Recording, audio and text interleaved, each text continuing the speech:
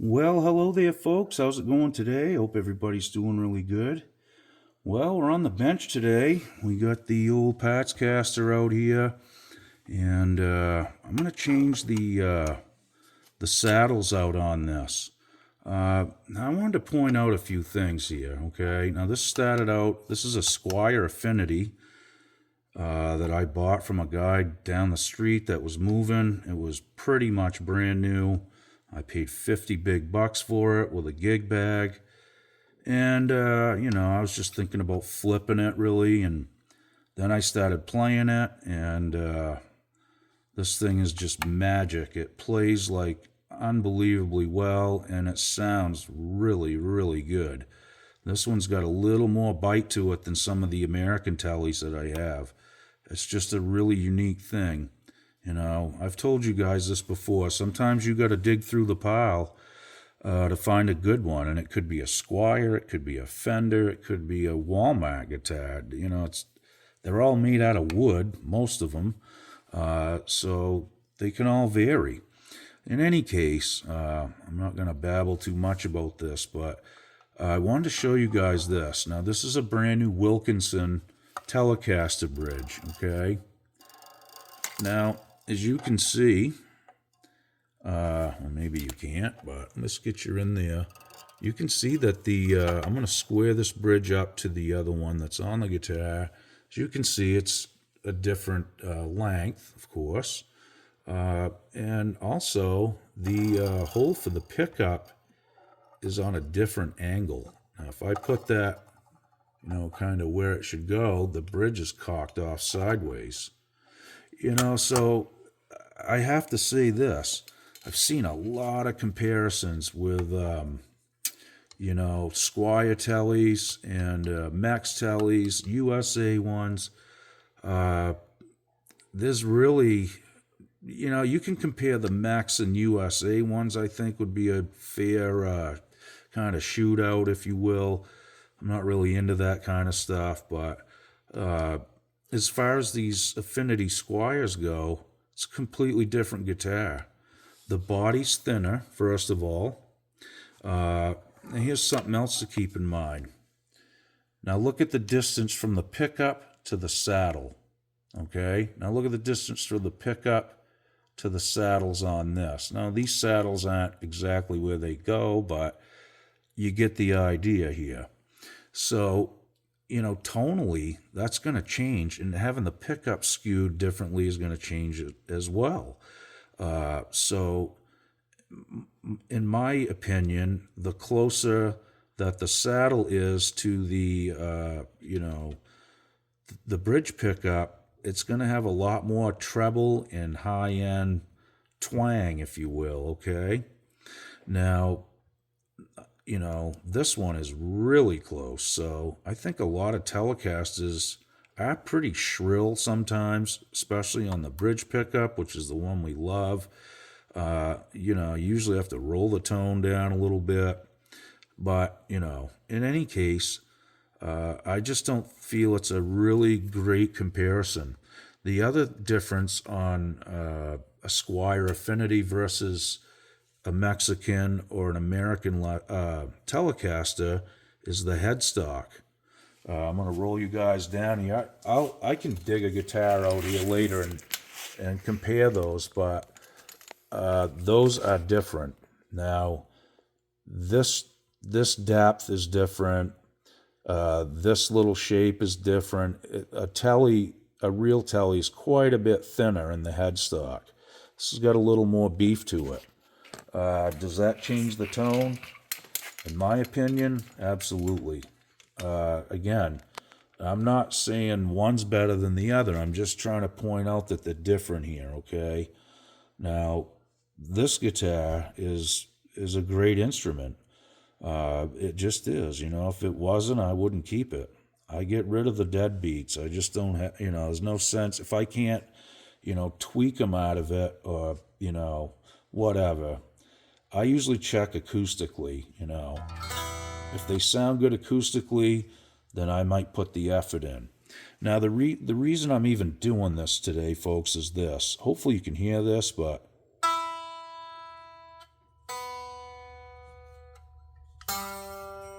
Hear that rattle? I know it can be hard to hear, but what it is this. The Allen bolts here that raise and lower your saddle, they're just poor quality, okay? And I can wiggle that Allen screw around. Now I just tightened these up too, so it's just the vibration that keeps getting them loose. Okay, so you guys can see that pretty clear, I guess.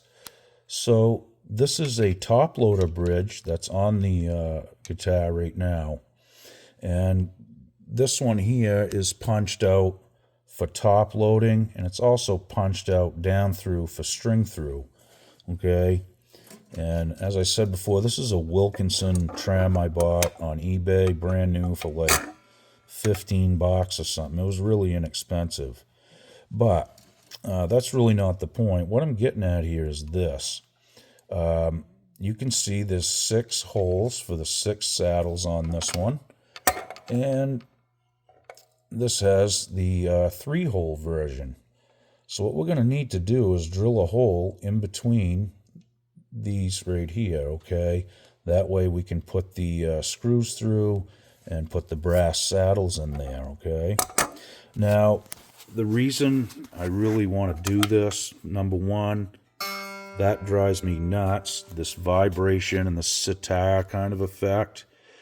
And the other reason is this. Now, I was watching a video a few days ago, and I can't remember what channel I was watching, but it was a video that Joe Glazer was in. Now, Joe's a famous repair guy, luthier in Nashville, and he was talking about some tellies that he built back in the 70s. Ricky Skaggs has one. Steve Warner has one. They're out there. He didn't make a ton, but the body is basically the same thickness as this. It's not as thick as a full, a regular Telecaster, the ones he built. They sound good too, so maybe there's something to that. But in any case, this was his thoughts on it. Now, they were looking at one of the guitars, and he had the 6-saddle version on there, for intonation. He didn't tell me, but he told the person that was doing the video that he prefers these over the 6 individuals. And the reason being is this. Especially when you get down on these treble strings, you have quite a bit more tension, I think, and down pressure with the bigger strings. But as you get down there, them little strings, with one saddle, it just doesn't really hold up as well. And these are not good quality, and the threads are kind of cheesy. And, as soon as you play, it'll start backing the Allen bolts out. So, his theory was this.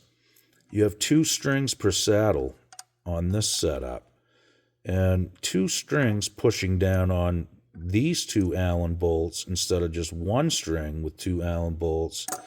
I believe you're going to get a lot more holding pressure, downward pressure, and that should bite these Allen bolts to the bridge plate and keep them from backing out. And, I tried these, just moving them a little bit with the Allen wrench, and these are a lot better quality. The threads are cut right. It's not all sloppy like these ones. So there are some things that we're going to have to keep in mind as we go. Like I said, the height that we drill these holes out at is going to that's pretty crucial, because as you can see, this bridge is a little bit lower than this one, okay? Now, in my opinion, my personal taste, I have, some tellies that have the, the side panels or the side walls on the bridge plate. As you can see, this one doesn't. I honestly like this style better. That's just my own personal thing. I don't use the ashtray covers anyway, so I know this is the more traditional build, but in any case, I've just gotten used to this open kind of feel, and I really prefer it. So what I'm going to do is, like I said, I'm going to steal the saddles out of this, and then take these ones out, and I'll keep the bridge plate for another build. So anyway, we're going to get the strings off this bad boy right now, and I'm going to take the saddles out and take the whole bridge plate right off. And hopefully we can get those drilled in there nice and straight, put everything back together, and it should be sound as a pound, hopefully. So this is probably going to be the first section of the video, and I'll probably link the work section on the end of this, so it could get a little lengthy, but in any case, I just wanted to share this information with you guys. So if you're thinking about just changing the bridge plate and saddles on a squier guitar, you may want to look into the measurements. I didn't really think it would matter. I figured it would probably be a standardized thing, which it's not. I mean, I've never had to remove the bridge plate on a squier affinity, so I just didn't know. So that's part of the reason for sharing this. I just want you guys to know that the stock telly is not going to work. Now, they do make a short telly bridge. They make, those are for guitars that, the pickup isn't going to be involved in there. It's just basically cut off behind it. There's some different options out there. I'm not really sure if they make this long plated bridge plate for American Fenders. I've never really looked into it, so maybe you guys can help me out there. But in any case, what I'm going to do is remove those and put these in, get it strung back up, and we should be good to go. Okay, folks, well, let's get to it. All right, well, we got the strings loosened up here. We'll go through the ritual of taking them off so we can get in there where the work is. Okay. I always make sure I get these. When you do this, take the strings off the tuning pegs too. You don't want those poking you in the eye or having kids playing around them or anything like that. So it's just easier to get rid of them right out of the gate. Okay, so the old top loaders. You don't see these much anymore either, do you? I mean, I used to dread changing strings on, you got to make the bend, and it wasn't so bad when I was young because I could see back then. A little different nowadays as we get older and our eyes start working in different directions. Okay, so I'm going to take the saddles out first so I can get at the, bridge plate screws. And we'll have to obviously unhook the pickup and set that down in there as well. Because I am going to have to remove this to actually drill these out. I'll put it in the drill press and punch them out. It's just going to be one of those things where, we're going to have to take our time and make sure we get these laid out correctly. All right, so let's get the screwdriver out and get right to it. All right, here we go. I do apologize for the hands in front of the camera here, but sometimes that's just how it goes.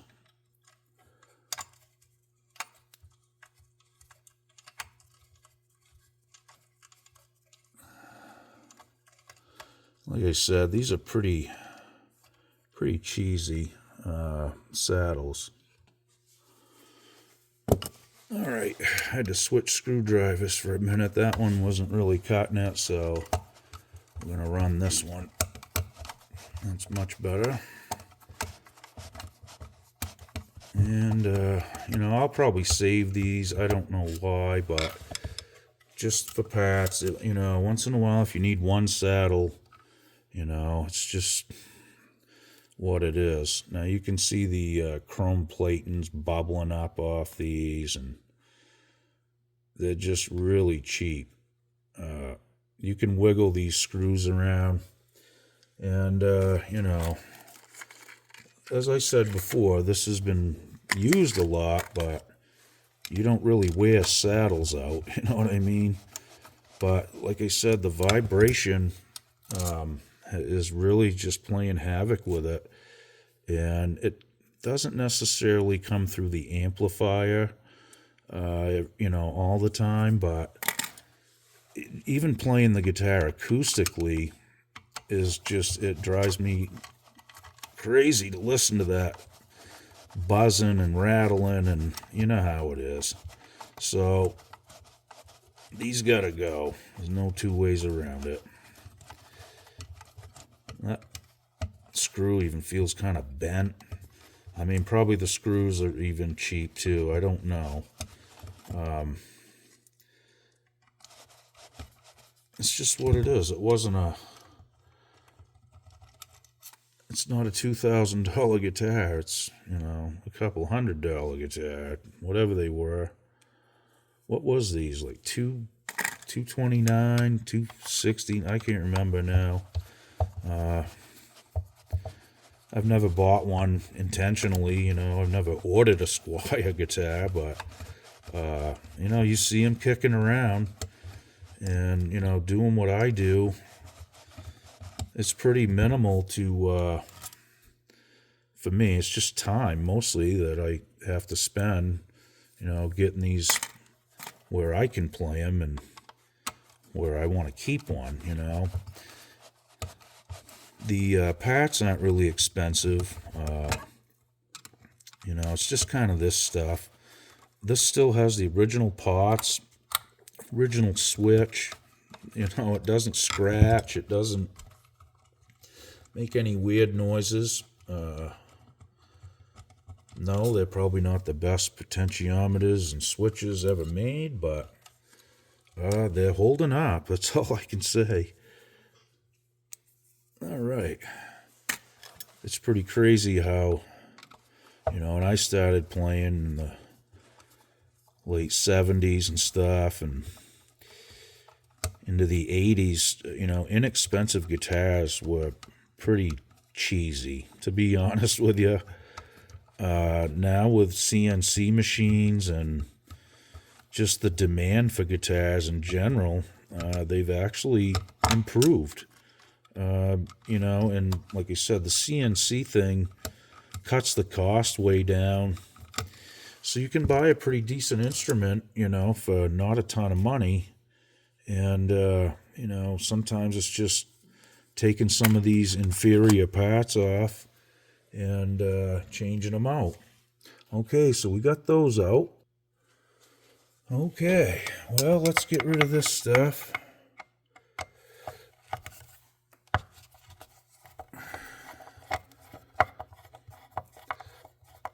Notice the screws are still tight, or they are tight. That's something I highly recommend. When you buy an inexpensive guitar, even expensive ones, I've seen this, but usually on these ones, the first thing I do is go around and tighten every screw on the guitar, because every one of them are loose. You can turn those quarter, half turn, even a couple turns sometimes. You know, I think they're just looking to build these as fast as they can sometimes and get them out of the factories, and that's just what it is. So, but that is something I run into a ton. Amplifiers are no different. I even go around, you know, on my expensive gear sometimes and, you know, check them out, because a lot of times they'll be loose. You got to remember, everything to do with this is vibration and, you know, tension. And, you know, guitars definitely see a lot of that. So stuff can move, stuff can vibrate its way back out, and yeah. So anyway, just thought I'd pass that along. It's just good practice. Guitars will make some really funky noises with loose parts on them, that's for sure.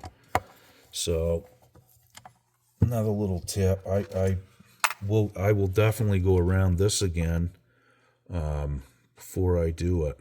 Okay, so we're going to take the pickup right out as well. We kind of have to because we're going to drill the back out, so it's got to go. This pickup right here is unbelievable. This has got the best sounding Telly bridge pickup I've ever heard in my life. This thing just really, it's got the goods. I know it's a cheap pickup, guys, but I don't care. You know, again, like I said, who's to say, how can you really skimp on building a pickup? I mean,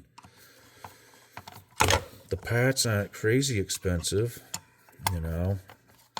They're probably just as good as, you know, most stock stuff you're going to see. Hand-wound pickups are different, obviously. Whoa, I can't hang on my screwdriver today.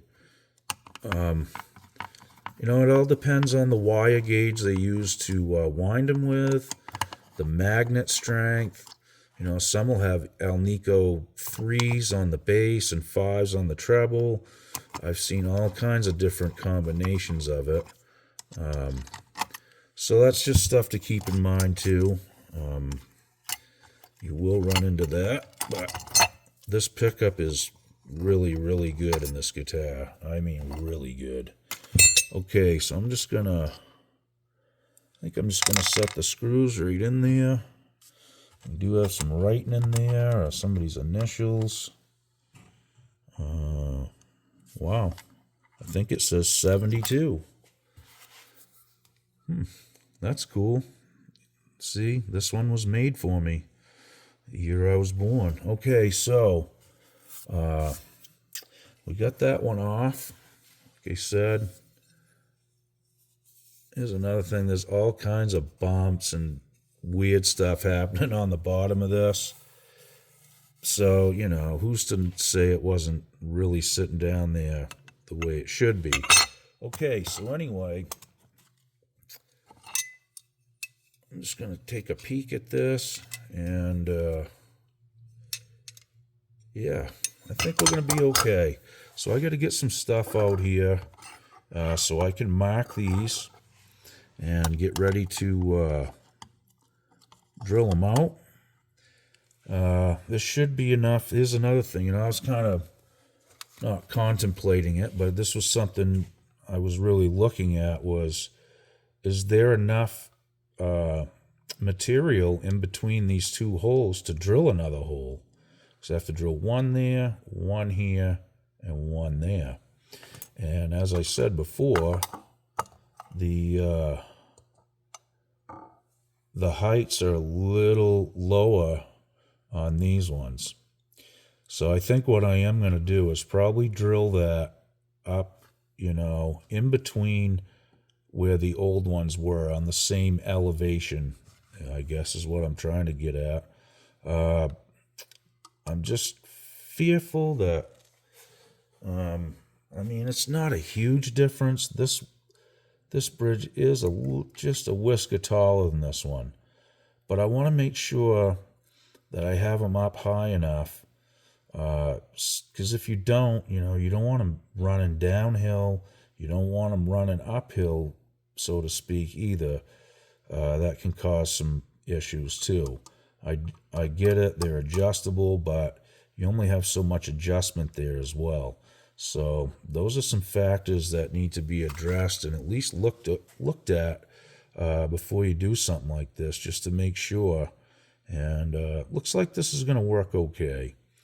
I'm not too nervous about it. I think we can get that drilled out right, and we should be good to go. Like you said, it's just 3 holes. I'll probably clamp it up in the drill press and just, punch the 3 holes in there. And then I can just take these saddles out, put them in there, and put it back together. All right, let's get going. Okay, folks, I got one more hole to drill here.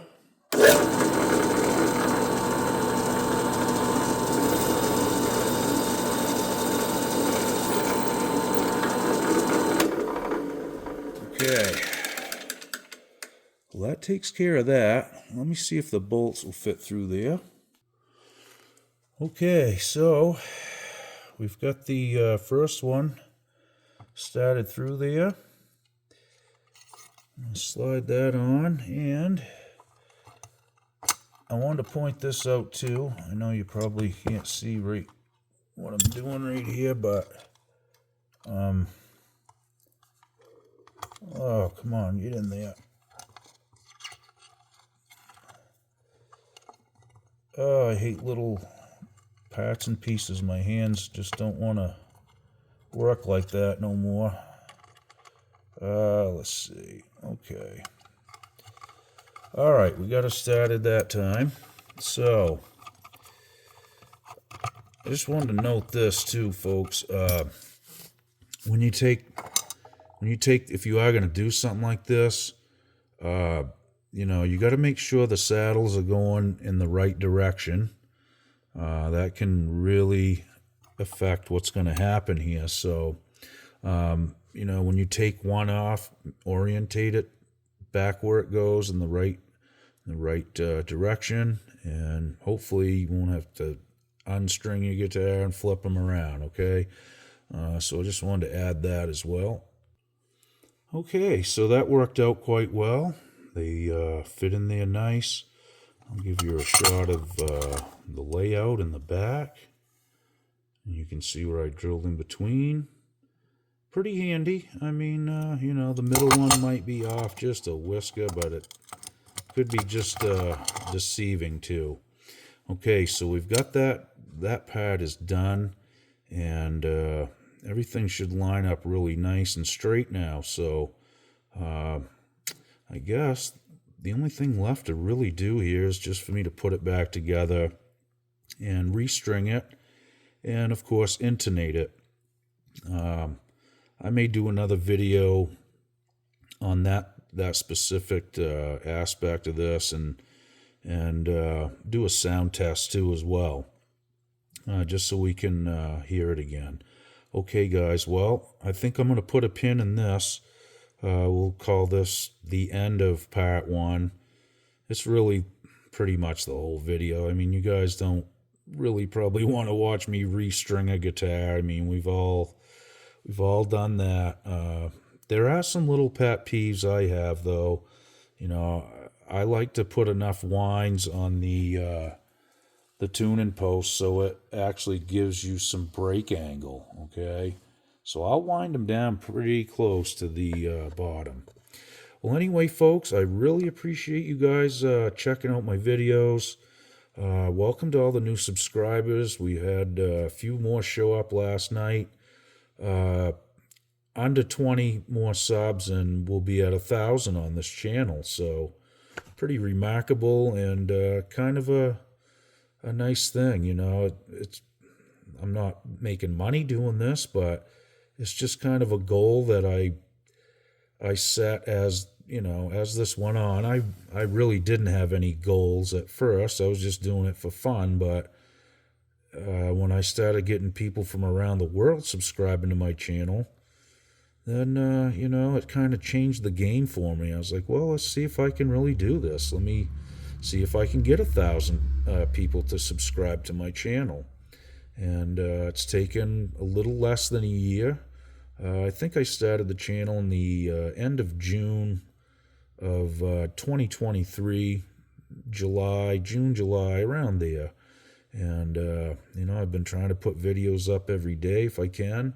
Some days I can't. Some days I'll upload 2 or 3, though. So, in the end, it all kind of works out. Well, thanks again for checking this out, folks. I hope that info helped you.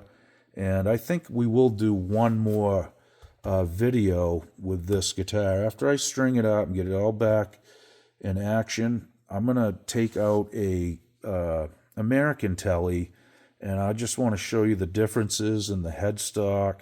I've already showed you the bridge plate's a little different, but in any case, it's not a huge deal, and I think we'll be good to go. All right, folks, thanks again for watching, and we'll see you real soon. Be good. Okie doke.